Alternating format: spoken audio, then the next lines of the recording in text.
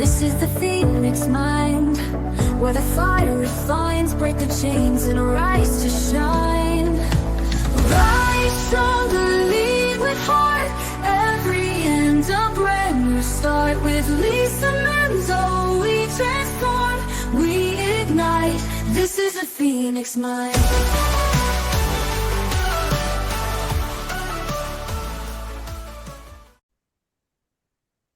Hi, welcome to another episode of the Phoenix Mind podcast. I'm your host, Lisa Manzo, and today my special guest is Mandy Alexis, and I'm going to read you her bio so you can learn all about her. Mandy spent 16 years addicted to cocaine after beginning drugs and alcohol at just 12 years old. Her recovery became the turning point that transformed her entire life. While living in 3 countries across Central America, she experienced a nervous system breakdown and deep depression that forced her to explore healing on a deeper level. During this time, she began studying the vagus nerve, energy clearing, and what it truly means to rebuild oneself from the inside out.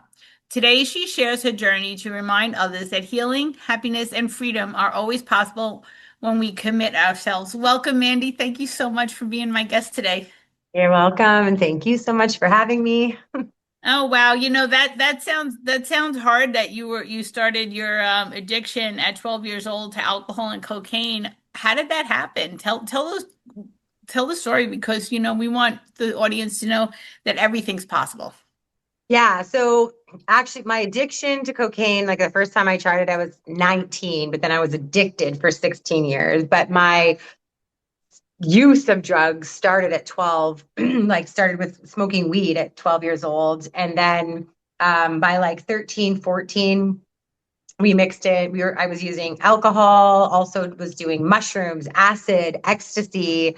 And that journey just continued throughout all of my like teen years. And then turned 19, was going to bars. And then there's this whole other drug that was introduced. And yeah, then I like, to be honest, like I really loved cocaine. Like I was like, wow, this is so fun and exciting and like whoosh, kind of, right? And um it did take me a while to like actually realize that I was addicted because I was a very functioning addict. Like, I was still going to school. I had opened a business. I'm volunteering, So it wasn't until I think maybe almost 10 years in already. And then I'm like, I could really feel my brain starting to like not work as properly. And I was just, I was starting to use on my own, like where before it was always just like at an event or a party and all this kind of stuff. And then I'm like, okay, I gotta get this stop this. Like this is really, really bad. And then I couldn't stop. So then I'm like, oh my God. And I always thought when I had decided I was going to stop, it was just going to be easy, but it was not. So my journey to recovery was a few years because I would, try to stop. And then in 3 months, I'd be like, okay, I'm good. I can go out. Nope, one drink. And that was it. Like, it was like, okay, right back into it, and yeah, it was a very, very long process. But once I had like kind of hit a point, um, and made the decision like very clear in my head, it was actually to like, I was dating a guy with a child, and I was like, who do I want to be for him and for this kid? And like that was my big, big like, okay, I'm got to do this, and I started changing everything. Like, yeah. Wow. And so I'm just going to clarify something so did you do it for yourself or did you do it because of this child was in your life or was it like a combination of the two? It was definitely a combination because I'd already wanted to for myself, right? But I just kept slipping back into it. And then it was like, I don't like, yeah, like once I was in this like relationship and it was getting more serious and stuff, and like he wasn't part of that world, like he didn't party or anything. So it was like, it wasn't part of his world. And then he had this kid, and then I just looked at myself. Like my dad's an alcoholic, still is. And I just remember like growing up with a parent addicted to something, like it was not the funnest ride all the time, and I'm like, I don't want to be this like chaotic person in this child's life. So yeah. Oh, well, so she was motivation for you, sounds like. Hmm. Well, I'm glad that that you got sober. That's awesome and congratulations. I know that's not always easy. So let's talk about this. You're in Central America now, right? You're in Nicaragua. So Yes. you Yeah. traveled, of course. How did that journey happen? Because that's so interesting that you're living outside the US, because I think it's awesome. It's something that I think I want to do at some point. Yeah, so how it started was I actually started taking just like little trips to Costa Rica to get away from, because I'm actually from Canada, like Winnipeg, so it was like crazy winters, Yes. And so I had an opportunity to go out there for 2 months, and this aligned with like the time where I was like, I need to stop. So I went out there for 2 months and like whole new environment, right? Like new friends, lots of different things to do, and that really like catapulted me into my like recovery, but then also opened up this whole other world where like, oh man, like I could just live on the beach all year round and like be in nature. And it was like it just felt so right. So it took me a few years to like actually be able to move like completely. So I would just go to Costa Rica for my winters, and then I decided, okay, this is it. I'm going. I sold my car, got rid of whatever I could. Like I didn't own a house, so I just was like renting and stuff. And then I went to Costa Rica. Things kind of fell apart there. And so I had a friend in Nicaragua. She's like, come check it out. And I did. And I was here for 2 years. And then I went to Panama for a year, and now I'm back in Nicaragua. So I just knew like once I lived out here that I couldn't go back to city life, to To the minus snow. 40. Like, yeah. The snow. That I mean, that's why I live in Vegas because I'm from New York, and I was just like, "Ah, I'm done with snow. I'm over the snow. I've had enough. Plenty of years. I don't ski. I have no desire to ski, so I'm good. So let's talk about learning about because this is interesting to me. Because in your bio, you talk about you learned about the vagus nerve and the energy healing. So tell me more about that because I don't know how those two work together. Okay, well, so I've kind of been doing deep diving around like just healing in general since like, I mean, I've always been really fascinated with like being better in a way. And then like when I was getting over my like addiction, I was like I dug deep inside the brain. Like I'm like, how, like, why am I addicted? What's happening to my brain? All that kind of stuff. And then when I moved to Nicaragua the first time, I ended up managing this hotel for almost 2 years. But then the last year, like it was so insane. I was like running, it was like 24/7 basically. I had like it was just too much. And I had a nervous system breakdown. Like my body was like literally vibrating, like my cortisol levels were insane. Like I was barely keeping it together. It was so, so, so, so hard. So that is what led me into like learning about like the nervous system and the vagus nerve. And then with the whole like energy healing and stuff, like when also started when I got clean, like stopped using, I noticed like how the like I was so sensitive to the world. Like it was really hard for me to be in public and like be anywhere. And like I've always been a very social person.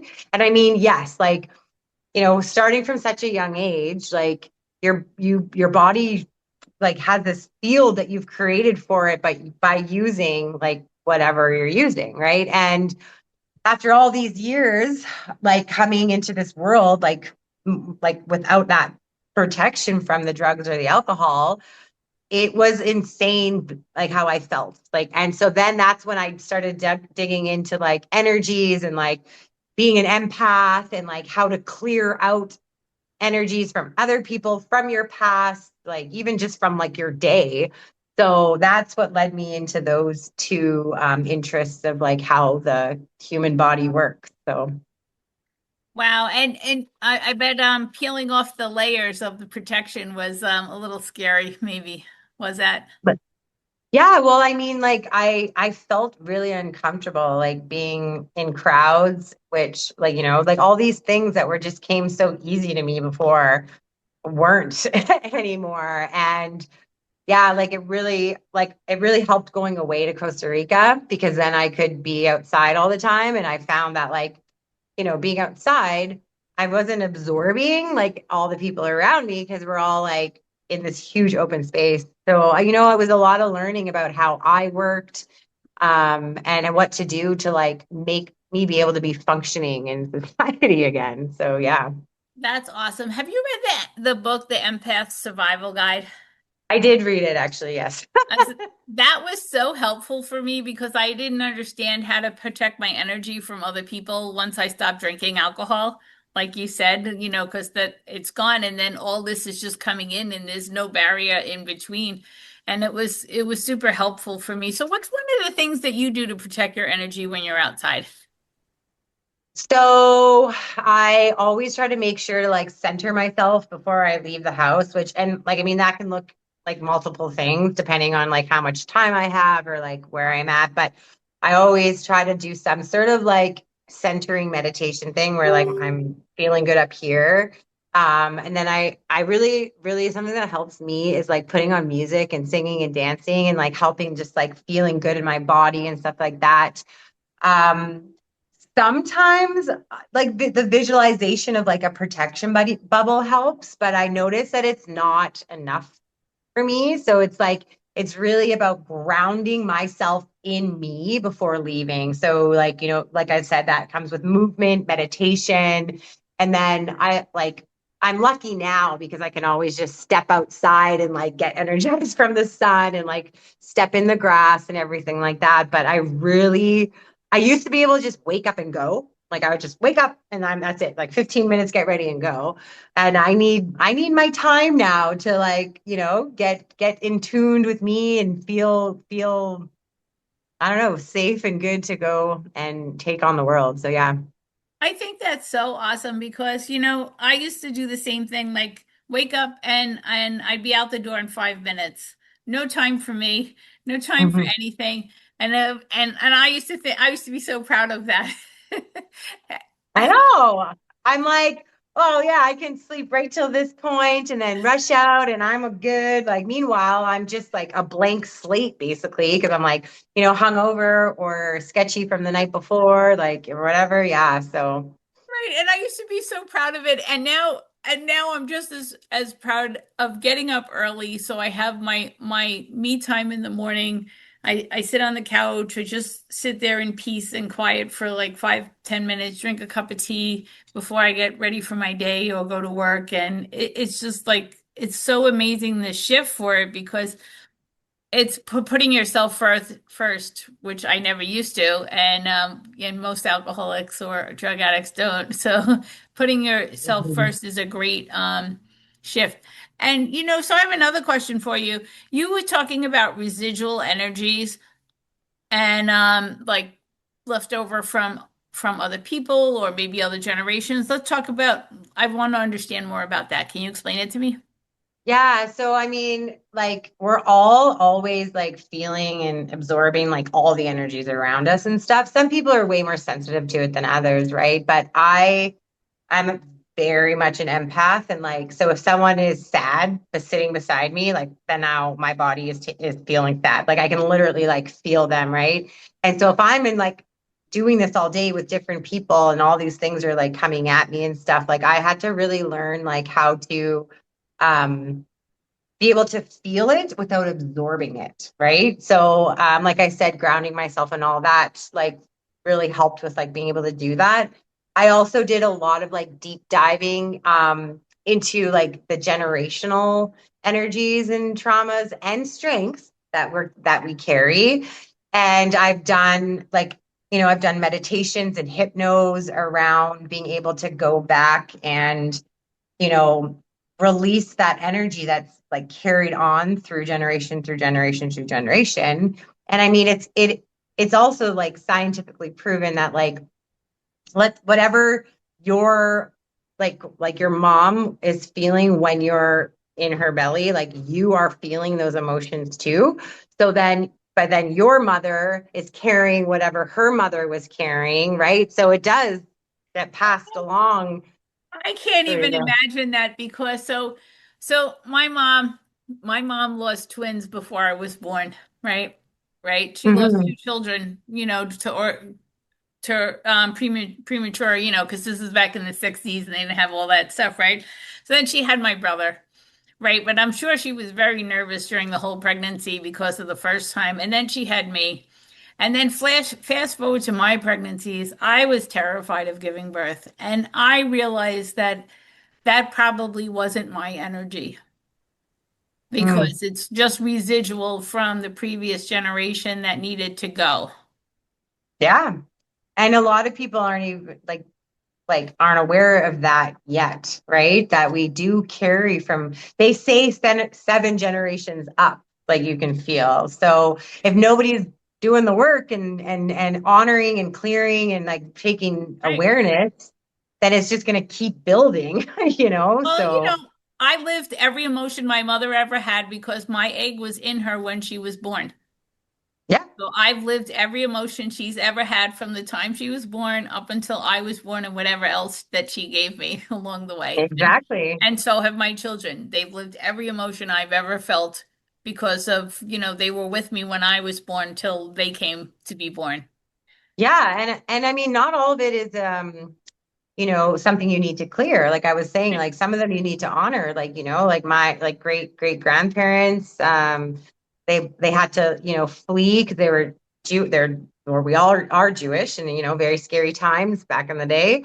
So I mean the strength to be able to like take your family and like not know any like you're jumping on like a boat and like going to like the strength it takes to be able to uproot that kind of time and like fight against the resistance of whatever's happening and whatever other strengths that come, like even the gentle ones where like someone is just so pure and kind, right? Like we're carrying that too. So it's not all things that need to be released. Oh, absolutely. And the other thing is I've done a shift recently and looking because we always look at because we're wired for negative bias, we always look at all that we can see really clearly all the bad things that happen, but what about all the good things? And so now I'm on the one, well, I was having a conversation with somebody and so I'm still nursing and I had a student yesterday and I was explaining to her something, right? And I'm like saying, because I had a patient that the patient was lucky I was his nurse because he was having a real issue and I understood that I didn't know what it was, but I understood he was having an issue and I had to get to the root of it, right? And I was able to do that. But then I told her, I said, the gift in that is as a child, I never did enough, right? My mother would say, well, why don't you do this, this, this, and this? So now the gift in that is that's how my mind works. After Mm, after I do this, then okay, then I'm thinking, what about this? What about this? What about this? What about this? So there's a gift in that, right? In the childhood growing up that so now and this gift saved this man yesterday at my job because I understood I didn't know what it was. I understood there was something wrong. I got in touch with the doctor. We figured it out together. And the guy's doing, and that was Monday. And then I saw him yesterday and he's doing so much better. He's like a completely new person and he's on the mend and he's going to heal.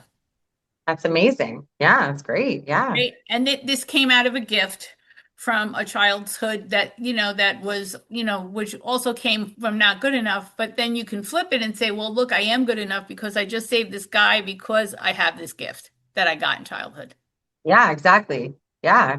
And I mean, we can decide the narrative to our stories, like we all have a past and we all have a present and we can definitely rewrite our stories from something that may have been, very detrimental or, I don't like using this word, but like negative and change it into like something powerful for ourselves and others, right? Like, yeah. Right. So, then we were also talking about patterns and recognizing patterns. So some of the patterns are ours, some of them are familial. What some of the patterns that you were able to break on this healing journey that you're on? Oof.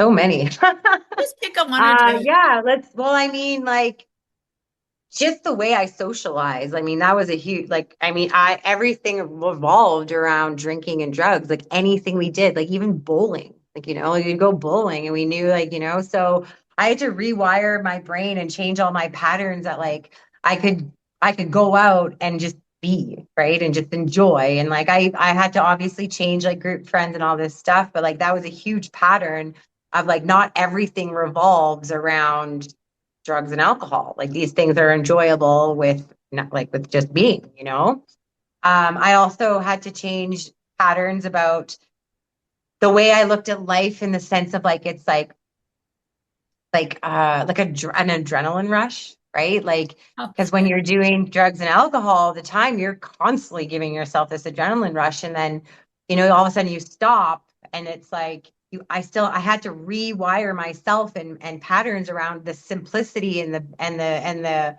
peacefulness of life is also beautiful. Like like I had to really change those things about how I viewed how life should be in the sense of those like everything should be rah, rah, right? Like right. yeah. Oh, yeah. That adrenaline rush, it's so funny because when you have it, right, and then when you stop having it, you have to learn to live in the calm. And it's Yes. so weird in that area when you have never lived in the calm before. Yeah. Because we How do you, were yeah, it felt boring in a way, like, but I'm like, well, but I don't want that. So now I need to learn how to regulate myself again to know that this is a beautiful thing and like, blah, blah, blah. But yeah, so that was a pattern and a habit that definitely needed to be changed. yeah, so how did you get, I'm trying to figure out how to ask this. How did you retrain your body to understand that the old addiction to the adrenaline rush was not the way to be? How did you bring yourself down from that? Yeah, like it happened in phases, right? So I mean, like for me, one of the things I did was I was trying a lot of new things because it's like, well, what does sober Mandy like to do, right? So instead, like I was retraining myself to enjoy and find and discover, like be curious about sober life. So I would like take a class here or go to a different type of event that I'd never been to, or I'd even like try things sober that I would always have done like high, like, and like that really helped my body, like, and my everything, um, regulate and get used to and enjoy like life without drugs. But I had to do it. Like I had to go out and it was uncomfortable at times and a little bit scary. Right. But I'm like, this is the only way to retrain yourself is to actually do the things. Like, you gotta just put yourself out there. And I mean, it doesn't have to be these like big things. You could try sewing for the first time, like Oh yeah, yeah. that was always on my list, but never got there. Yeah, My grandmother was a seamstress, right? And she came through Ellis Island in 1904 at as a 4-year-old child, 4 or 5-year-old child. So she was actually a really good seamstress. Yet she didn't speak English very well, and I was terrified of her. All 4'4", 4'10" of her, so I couldn't bring myself to ask her to teach me how to sew. I wish I would have. darn. Well, in your next lifetime. Yeah, in my next lifetime. So and then you say um. You did you have to learn how to hold compassion for yourself and others or just for yourself or for Just for everybody? myself. Like I've always been very compassionate to other people, very supportive, like, and stuff. The compassion came for myself, like a little bit later because at first whenever I'd stumble like I'd relapse, I used to get really mad at myself, like really mad, and it was helpful to a degree to me because I was so mad that I would be more determined to do it, but then like I needed to soften myself around it and not hold on to that anger, right? Like, you know what I mean? So like having compassion for myself in the sense of like I like, I am trying and like, like as long as I'm not giving up and like, but I didn't give myself the excuse that this relapsing could happen forever. Like, do you know what I mean? Like, so I held both emotions, like a very angry, determined emotion and then a compassionate, like non-judgment emotion. But yeah, there's a lot going on. Is there anything that you rarely get asked about that you'd like to share right now? That you'd like to talk about? I don't know. I mean, I think it's just like, I think something maybe not everyone realizes that hasn't gone through it, like how how painful it is, like within, like my brain was hurting, my body was hurting. Like it's so intertwined, all of the things that are happening to you. And I think people just see some more of like an outside part of it where it's like, you need to they're doing different things, like, you know what I mean? But like there's this whole inner world that is very much affected, and a lot is going on, and not everybody knows how to like express it or feel safe to express it because they feel like something's wrong with them. So I think it's just like very important to be acknowledged that like people are hurting inside themselves because of all the chemical changes and pattern changes, and just like trying to be a whole new version of themselves in this world. Awesome. Wow, yeah, that's interesting. I love it though. I'm glad you're on your healing journey. So, Mandy, I have two more questions for you. The first one being, when people want to learn more from you, how can they do that? How can they find you? Yeah, so they can either look me up on Instagram, which is Mandy Alexis Motivation. And then on Facebook, it's just Mandy Alexis, and they can just DM me and we can chat.